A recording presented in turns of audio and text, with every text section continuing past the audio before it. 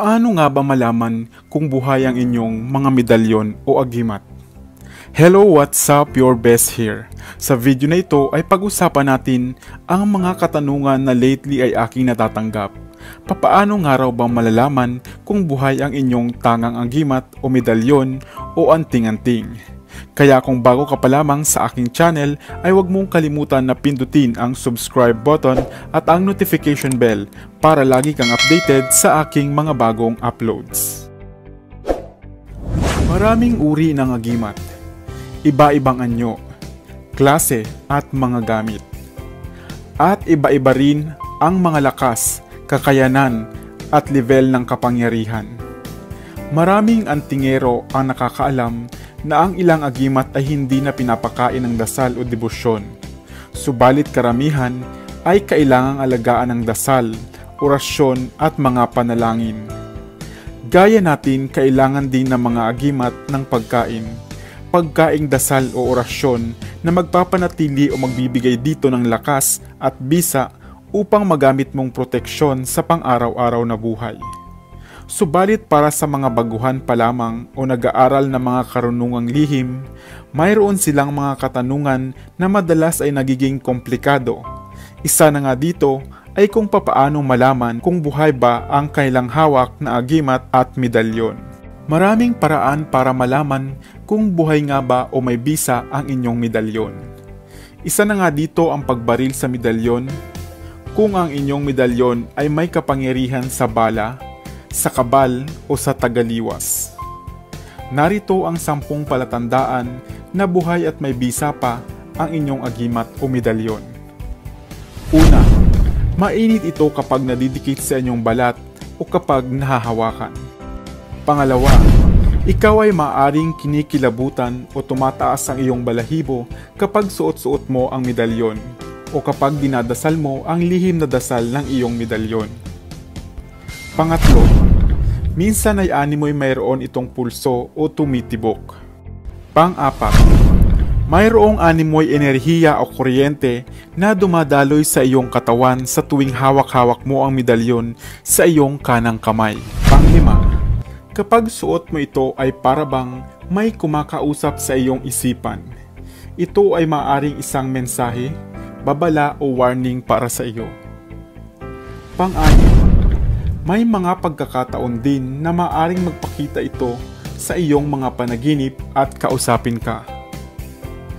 Pang-7, mapapansin na sa tuwing suot-suot mo ang agimat o medalyon ay nag-iiba ang iyong lakas, maaring tumatalas ang iyong pakiramdam o kamalayan at nagiging malalim ang iyong pangunawa o mas madali mong nababasa ang emosyon ng iyong kausap o kaharap.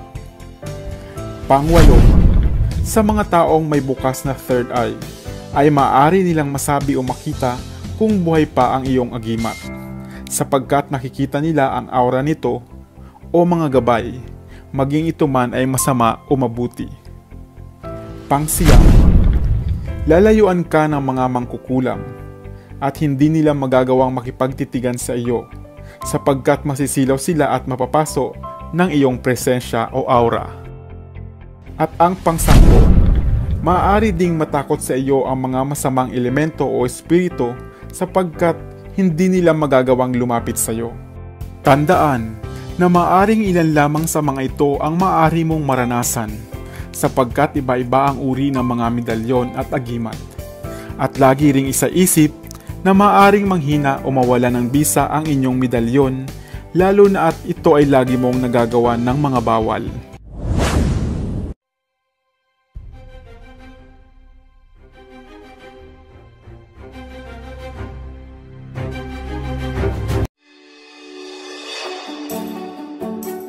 Mayroon ka bang agimat, medalyon man o mutya na maaring nagbibigay sa iyo ng lakas at dagdag na proteksyon? Subalit, alam mo ba ang mga bagay na dapat mong iwasan kung mayroon kang tanga nito? Hello, what's up? Your best here. Sa video na ito ay tatalakayin natin ang mga bagay na dapat mong isalang-alang at iwasan kung sakaling mayroon kang hawak na agimat o anting-anting. Ang paniniwala sa agimat at anting-anting ay nag-ugat sa ating mga ninuno. mga sinaunang paniniwala na ang mga ito ay nagbibigay ng dagdag na lakas at proteksyon sa sinumang magmamay-ari nito. Maging ang ating mga bayani gaya ni Emilio Aguinaldo, Macario Sakay, Antonio Luna at Andres Bonifacio ay nagmay-ari din ng mga ito. Ang ilang mga na-recover na agimat na ginamit ng ilan nating mga bayani ay nakadisplay ngayon sa museo sa San Juan. Ito ay ang Museo ng Katipunan. Narito ang 10 bagay o pamamaraan na dapat ninyong iwasan kung ikaw ay nagmamay-ari ng isang medalyon, agimat o anting-anting. Number 10. Huwag na huwag ipagyabang ang kapangyarihan ng agimat sa ibang tao. Number 9. Mas mainam na huwag itong ipakita sa ibang tao o kahit ang ipakapit ito, sapagkat maaring higupin o i-discommunion ang bisa nito, o kaya naman ay mapasahan ng negatibong enerhiya. Number 8. Huwag na huwag din itong dalhin kung ikaw ay makikipaglamay dahil maaaring mamatay ang bisa nito. Number 7. Huwag na huwag din itong suotin kung kayo ay dudumi o pupunta sa palikuran, sapagkat maaaring humina ang bisa nito. Number 6. Huwag din itong suotin kung ikaw ay makikipagtalik sa iyong asawa, sapagkat ang agimat ay isang sagradong bagay at di pwede sa mga makamundong pamamaraan ng mga tao. Number 5. Hanggat maaari ay huwag nang dalhin kung ikaw ay pupunta sa sementeryo, lalo pangat wala ka namang kaaway doon. Maaari itong magpahina sa inyong agimat. Number 4. Kung sakaling ikaw ay nasa isang labanan at nakadapa ka, iwasan ang inyong medalyon na sumayad sa lupa. Number 3. Huwag na huwag kayong magpapahakbang kung kayo man ay nakaupo o nakahiga. Iyan ang lagi kong naririnig sa aking ama, sapagkat manghihina daw ang bisa ng kapangyarihan nito. Number 2. Higit sa lahat ay huwag na huwag itong suotin kung may balak kang magtungo sa mga makasalanang lugar, gaya ng beer house, motel o spa na may ibang serbisyo. Tandaan, ang agimat ay sagrado at kapag ginawa ito ay maaring mawala ang bisa. Number 1. Ang pagkakaroon ng agimat ay hindi dapat nagiging ugat ng paggawa ng kasamaan. Kaya huwag na huwag itong gamitin sa kalokohan. Ito ay dapat gamitin sa pagtulong sa kapwa, proteksyon sa sarili at sa inyong pamilya.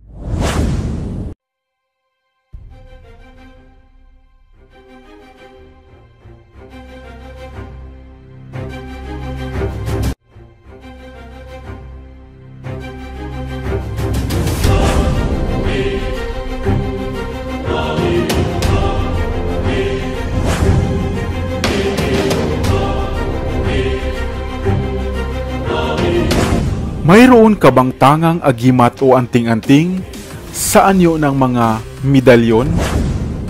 Napag-usapan na natin sa mga nakaraang video ang mga palatandaan kung buhay nga ba o may bisa pa ang inyong agimat. Marami na rin tayong mga nagawang video ng iba't ibang mga agimat, mutya ng kalikasan at ang mga taglay nitong kapangyarihan. Subalit papaano nga ba kung ang hawak mong agimat ay patay na? Hello, what's up? Your best here. Sa videong ito ay alamin ang tama at wastong pamamaraan kung papaano nga ba binubuhay o pinapalakas o kinakargahan ang isang medalyon at ang mga proseso ng pagsasagawa nito. Maraming uri ng agimat at mga anting-anting. Mga agimat na inyong binili, nalimusan, ibinigay, o ipinamana. Agimat na maaaring walang bisa o may karga na. Ang mga medalyon at agimat ay parang katawan din ng tao na mayroong espiritu o kaluluwa. Ito ay animoy isang bahay na pinaninirahan o tinatahanan ng mga espiritu o elemento na maaring masamanga o maaaring mabuti. Subalit papaano pala kung ang medalyong hawak mo ay napulot mo lamang o di kaya ay binili mo lamang? Handa ka bang malasin sa kung anumang enerhiya o espiritu na nakatira dito? Kung kaya naman, bilang isang antingero o nagsisimula pa lamang sa ganitong kaugalian, ay marapat na hindi kayo basta-basta tumatanggap ng mga medalyon o agimat, sapagkat maaaring mayroon itong bad energy o kamalasang daladala. Kung kaya naman, iisa-isahin natin ang mga hakbang ng pagbubuhay o pagbuhay at pagbibigay lakas sa inyong hawak na agimat. Number 1. Paglilinis o cleansing. Sa prosesong ito ay kinakailangan natin ng isang baso ng tubig at kalahating baso ng asin. Pagsamahin ito at itubog dito ang inyong hawak na medalyon at hayaang nakababad lamang sa loob ng 24 oras na maaari nyo namang iwan sa inyong altar. Sa pamamagitan ng prosesong ito ay nililinis natin ang anumang negatibong enerhiya o espiritu na nananahan sa medalyon. Number 2. Pagpapausok. Sa ikalawang araw naman ay hanguin sa baso ng asin at tubig ang inyong medalyon. Punasan ito ng tuyong tela at saka pausukan gamit ang insenso upang tuluyang lumayas na nga ang mga naninirahang espiritu o elemento dito. Number 3. Pagbabasbas o pagkukonsagra. Sa prosesong ito naman ay kailangan nyo rin ng isang baso ng tubig at magsindi ng isang kandila. Ihanda ang patungkol na librito ng medalyong tangan ninyo. Pagkatapos ay itubog sa tubig ang medalyon at saka usalin ang mga dasal. Bulong lamang at hindi pasigaw. At saka iihip ito sa basong may tubig at medalyon. Ginagawa natin ito upang muling buksan at anyayahang pumasok ang mga mabubuting espiritu upang magkabisa ang inyong medalyon. Pagkatapos ay inumin nyo naman ang tubig upang ikaw at ang inyong medalyon ay maging isa. At ikaw na ang kilalanin nitong tagapangalaga. Number 4. Pagpupuder o pakain.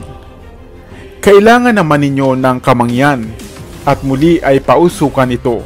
Pausukan ang inyong medalyon habang inuusal ang mga basic na pakaing dasal o pambuhay dito. Ito ay magsisilbing pakain ng medalyon araw-araw.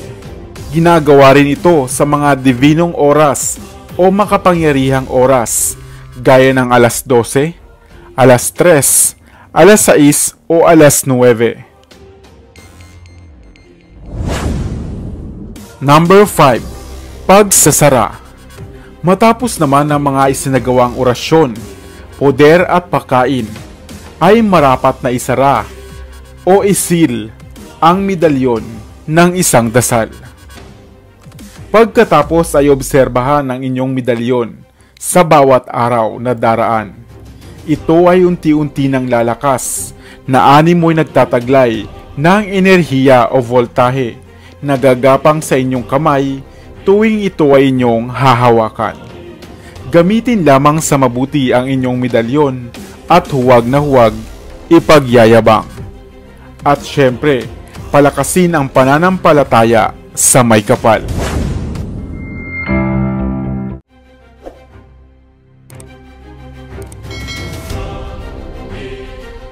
Para sa mga kakaibang kwento ng inspirasyon, kaalaman, hiwaga at misteryo, ako pa rin ang inyong lingkod, ang inyong best para sa Best TV.